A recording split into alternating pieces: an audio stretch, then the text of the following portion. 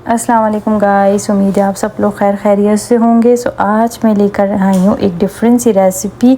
आपके सामने सारे इंग्रेडिएंट्स मौजूद हैं। ये है चने की दाल, ये है साबुत लाल मिर्चें जो मैंने ले ली हैं 10 से 12 तकरीबन। ये है मेरा गरम मसाला आप देख सकते हैं 2 स्पून मैंने इसके अंदर ज़ीरे के डाले हैं, 3 बड़ी इलायची डाली है, सिनेमन स्टिक्स डाली हैं मैंने छोटी छोटी पीस में थी सिनेमन स्टिक्स, लौंग डाली हैं, लौंग भी मैंने 5 से 6 अदद ले ली हैं और मैंने 7 से 8 अदद काली मिर्चों के लिए लेनी है। ये आपके सामने सारा साबुत गरम मसाला है और ये मेरे हैं 2.5 स्पून सॉल्ट के, ये देख सकते हैं आप, पिंक एंड वाइट दोनों मिक्स है सॉल्ट इसके अंदर। ये है मेरा छिला हुआ लहसुन गार्लिक और ये है अदरक भी मेरी दरमियानी साइज़ के 2 पीसेस है। मैं इसको अब काट लूँगी, इसका छिलका उतार लूँगी। ये ऑलरेडी पील ऑफ है मेरे। और ये है कुकर आपके सामने भाई, आप देख सकते हैं।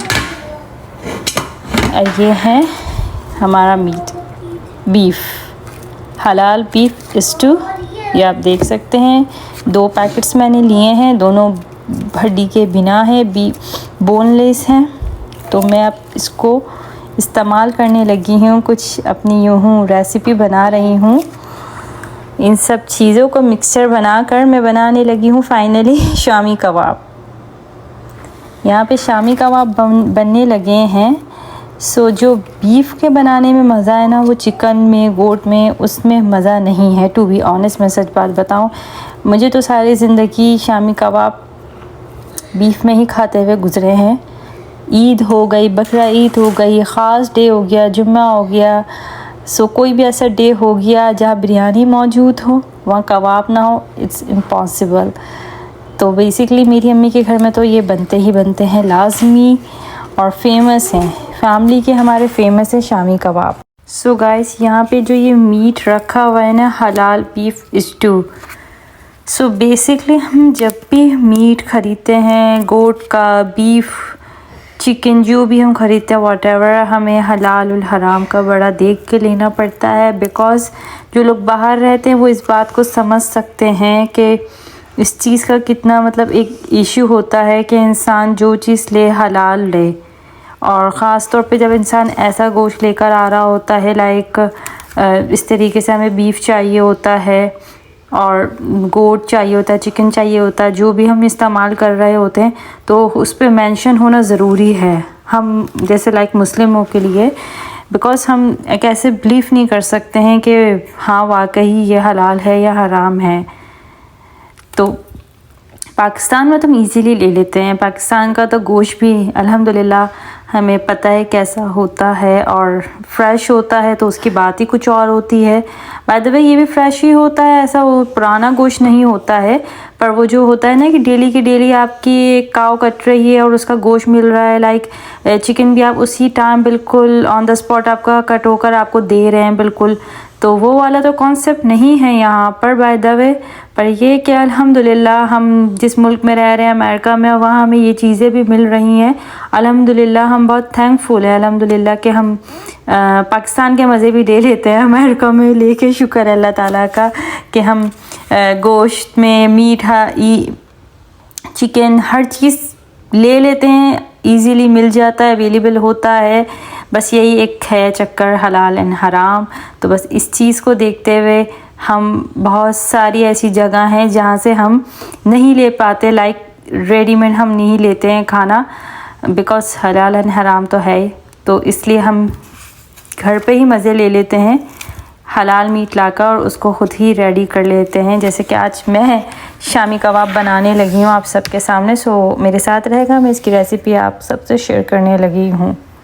सो गाइस, यहाँ पे गोश्त को मैंने और छोटा कर लिया है, बिकॉज़ बोटियाँ बहुत बड़ी बड़ी थी जो कि गलने में थोड़ा टाइम ले ली थी, तो इसलिए मैंने इसको अपने हिसाब से और छोटा कर लिया ताकि मशीन में भी अच्छी तरीके से ये पिस जाए।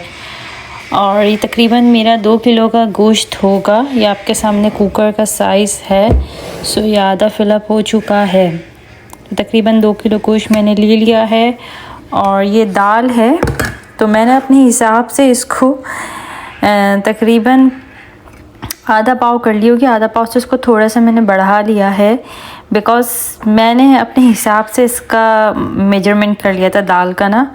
बिकॉज़ पाकिस्तान में जब हम होते थे तो इजीली हमें जितनी भी दाल चाहिए, लाइक 1 पाव, आधा पाव, 1 किलो, आधा किलो, तो हमें मिल जाया करती थी। इस चीज़ की हमें टेंशन नहीं होती है कि ख़ुद ही मेजर करना है, ख़ुद ही सब चीज़ों को हिसाब बराबर करके डालना है। तो यहाँ तो ऐसा कोई कॉन्सेप्ट है नहीं हमारा अमेरिका में। जो कोई दाल के बड़े पैकेट्स ले लेते हैं उसी हिसाब किताब से हमें अपना डालना होता है। तो मैं तो इसको मैंने कर लिया है, पानी से धो भी लिया है मैंने तकरीबन इसको अच्छी तरीके से। और अब मैं इसको गोश्त के अंदर 1 बाय 1 करके, ये दाल है, ये अदरक लहसुन है, अदरक को भी मैंने काट लिया है, छोटे छोटे पीसेस में कर लिया है, लहसुन इसी के साथ है, नमक, और ये सारे जितने भी मसाले हैं सब साबुत ही डलते हैं। It's depend on you. लोग होते हैं कुछ पिसे हुए भी डाल देते हैं, लाइक पिसा हुआ गरम मसाला डाल दिया, कुटी हुई मिर्चें डाल दी हैं, तो मसले की तो कोई बात नहीं है। पर वही है कि टेस्ट जो होता है ना, जायका, वो तब्दील हो जाता है। जैसे आप अगर मशीन में पीसेंगे इस कबाब को, इसका जायका अलग होगा। अगर आप इसको सिल में पीसेंगे तो इसका जायका बिल्कुल ही डिफरेंट आएगा। लिटरली टू बी ऑनेस्ट, सिल के कबाब खाते हुए तो मेरी एक उम्र निकल रही है कि नानी के घर पे होते थे, अपनी अम्मी के घर पे, तो वहाँ पे सिल में ही पीसे जाते हैं आज तक। तो उसका जायका एक है जो हमारी ज़बान में अभी तक चढ़ा हुआ है, तो वो उसका जायका ही तब्दील होता है। लाइक अगर कोई चटनी भी पीसी हुई हो तो सिल की पीसी हुई की जायका ये तब्दील होगा। तो यहाँ तो मैं फ़िलहाल मशीन में पीसूँगी तो इसलिए इसका देखेंगे डिफरेंट थोड़ा होगा।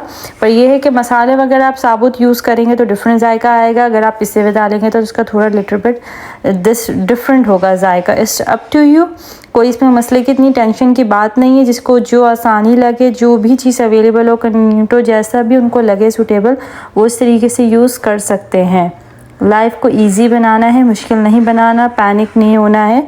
अपनी आसानी में जो भी जिसको लगे उस तरीके से वो यूज़ कर सकता है। बट ये मेरी रेसिपी है तो जायके के लिए तो इंसान अपनी हिसाब किताब से, और अपनी रेसिपी जो इंसान यूज़ कर रहा होता है उस हिसाब से इंसान चीज़ों को यूज़। तो गाइस यहाँ पे मैंने सारी चीज़ें डाल दी हैं 1 बाय 1 कर जितने भी साबुत मसाले थे सब ऐड कर लिए हैं मैंने।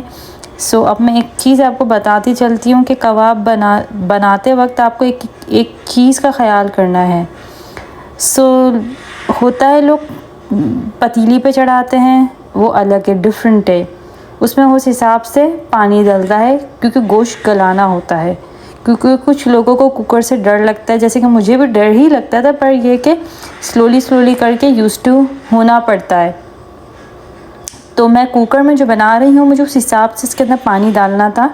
तो ये देखिए मैंने गोश्त मेरा जहाँ तक है ना उसी हिसाब से जस्ट उससे मैंने हाफ़, लाइक इतना मैंने इसके अंदर पानी बढ़ाया है ऊपर। इससे ज़्यादा पानी नहीं बढ़ाना है क्योंकि अगर गोश्त में ज़्यादा पानी हो गया कबाब के मसाले में तो फिर कबाब की टिक्कियाँ नहीं बन पाएगी। आपके कबाब भी अगर सारे बिल्कुल पिलपिले से हो जाएंगे, मसाला पानी वाला हो जाएगा, तो कबाब की टिक्कियाँ तो वो बनेगी ही नहीं, कबाब तो टूटने लग जाएंगे आपके। तो इसलिए पानी डालने का बड़ा ख्याल करना है, पानी को ज़्यादा नहीं डालना है। और गोश्त में पानी इतना रखना है कि गोश्त बस आपका गल जाए, गोश्त लगे भी ना आपका। सीटी का ख्याल रखना है मेन, इसके अंदर कुकर के अंदर सीटी बजेगी आपका तकरीबन 20 मिनट्स 15 मिनट्स में आपकी सीटी बज जाती है कुकर की ना। तो उस हिसाब से आपको अपना देखना है, इसको खोल के गोश्त गल गया है। अगर आपको थोड़ा बहुत पानी ज़्यादा मौजूद है तो आप उसको फ्लेम को हाई कर पानी आप इसका ड्राई कर लें। तो ये आज की रेसिपी है शामी कबाब की।